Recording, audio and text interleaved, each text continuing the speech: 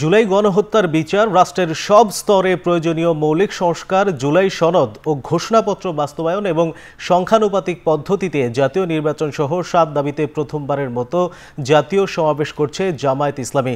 সোহরাওয়ার্দী উদ্যান থেকে যুক্ত হচ্ছেন সহকর্মী আজহার লিমন। সরাসরি চলে যাচ্ছি সেখানে। সমাবেশ থেকে কি বার্তা দিচ্ছেন জামায়াতের নেতারা, জানাবেন আজহার লিমন।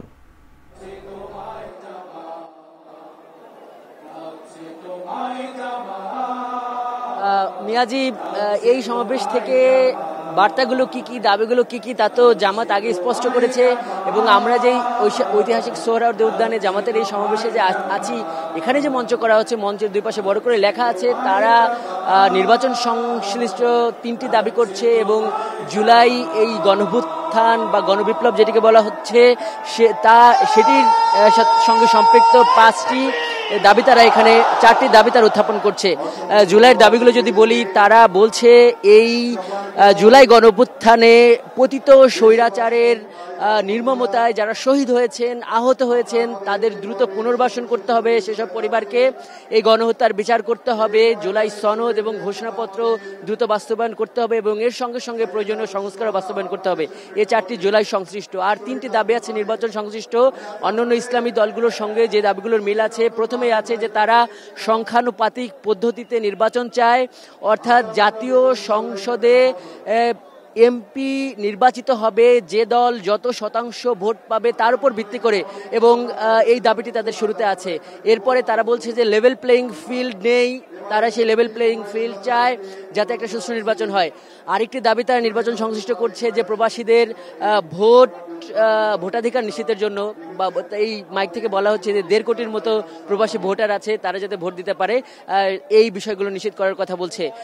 এই দাবিগুলো তাদের আছে এবং এটা স্পষ্ট যে এইগুলো যেহেতু জাতীয় ঐক্যমত্য কমিশন বিভিন্ন রাজনীতির বিভিন্ন প্ল্যাটফর্মে আলোচনা হচ্ছে, সেহেতু এই প্রশ্ন আসে যে এই সমাবেশ কেন করতে হলো। এই ব্যাপারটি আমি এইখানের জামাতের একজন শীর্ষ নেতা, ওনার নাম আহসানুল মাহবুব জোবায়ের, উনি দলটির সহকারী সেক্রেটারি জেনারেল, উনি আমাকে যেটি বলেছেন যে জামাতের এই সমাবেশ তার ভাষায় শক্তি প্রদর্শনের জন্য তারা এটি করতে চায় না। তারা বলছে যে জামাত এই সমাবেশের মাধ্যমে জনসম্পৃক্ততা বাড়াতে চায় এই সমস্ত দাবির পক্ষে। সেও এই মাইক থেকে এটাও বলা হচ্ছে এটি শুধু জামাতের দাবি না, এটি দেশের অন্যান্য অনেক পক্ষের দাবি এবং তারা এর মাধ্যমে নতুন বাংলাদেশ গড়ার যে বাস্তবতা তৈরি হয়েছে সেটিকে এগিয়ে নিতে চায়, এটি তাদের বক্তব্য।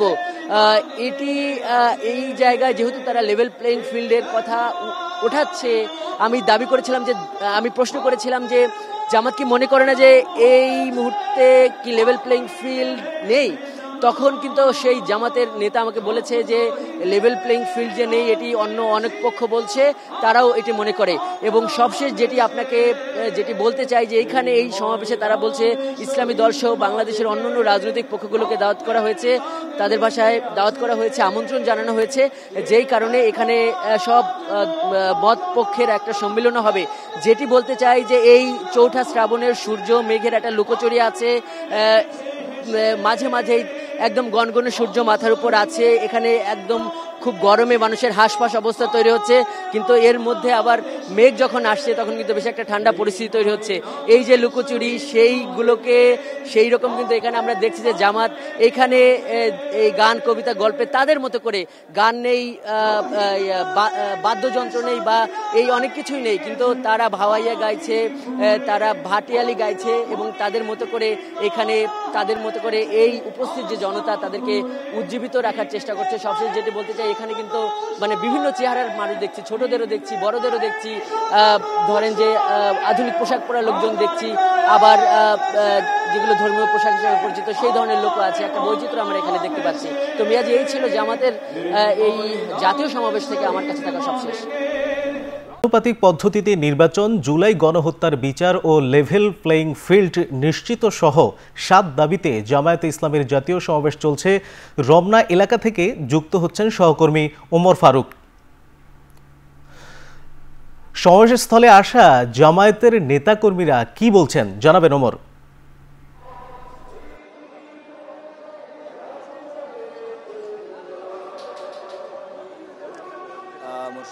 আজকে জামাতের যে 7 দফা দাবিতে যে ঐতিহাসিক সোহরাওয়ার্দী উদ্যানে জাতীয় মহাসমাবেশ, সেই সমাবেশকে কেন্দ্র করে আসলে এই সমাবেশ স্থলের আশেপাশে এক রকমের জনসমুদ্র তৈরি হয়েছে।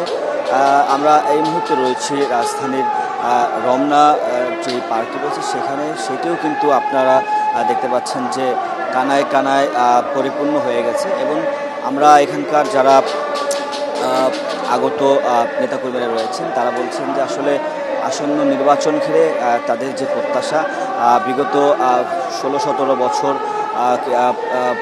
দেশবাসী মূলত যে তাদের যে ভোটাধিকার, তাদের যে রাজনৈতিক অধিকার সহ নানানভাবে কিন্তু আসলে ভিন্ন মতের যে রাজনৈতিক দলগুলো রয়েছে তারা নানানভাবে নির্যাতিত নিপীড়িত হয়েছে।